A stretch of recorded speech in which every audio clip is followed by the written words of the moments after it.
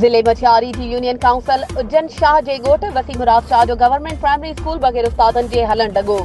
अॻ में मुक़रर थियल उस्तादनि जी प्रोमोशन थियण खां पोइ केतिरे ई वक़्त गुज़रण बावजूद ॿियो को उस्ताद स्कूल में मुक़रर न थी सघियो। उस्ताद मुक़रर न थियण करे स्कूल में पढ़ंदड़ लॻभॻ 200 शागिर्दनि जी तालीम मुतासिर थियण लॻी। ॻोठ वसी मुराद शाह जे रहवासियुनि सैयद अब्बास अली शाह काज़मी, नसीर अहमद जुड़ेजो, लियाकत अली जुड़ेजो, सैयद सरफराज अली शाह, सैयद अमजद अली शाह ऐं ॿियनि ॻोठाणनि जो चवणु आहे त भिटशा लॻ ॻोठ वसी मुराद शाह गवर्नमेंट प्राइमरी स्कूल में पढ़ाईंदड़ टीचर्स खे प्रोमोशन मिलण खां पोइ स्कूल 8 महीननि खां बंदि पियल आहे। ॻोठाणनि सिंध हुकूमत समेत तालीम खाते जे सूबाई वज़ीर ऐं तालीम खाते जे सेक्रेटरी, डिप्टी कमिश्नर मटियारी ऐं ॿियनि वसवारनि खां मुतालबो कयो आहे त असांखे ॻोठ वसी मुराद शाह जे प्राइमरी स्कूल लाइ मेल टीचर मुक़रर करे असांजे मासूम ॿारनि जो मुस्तक़बिल बचायो वञे।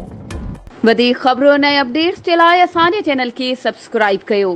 ऐं हा, बेल आइकन खे प्रेस करणु न विसारिजो त जीअं असांजी हर नई अचण वारी वीडियो तव्हां ताईं पहुची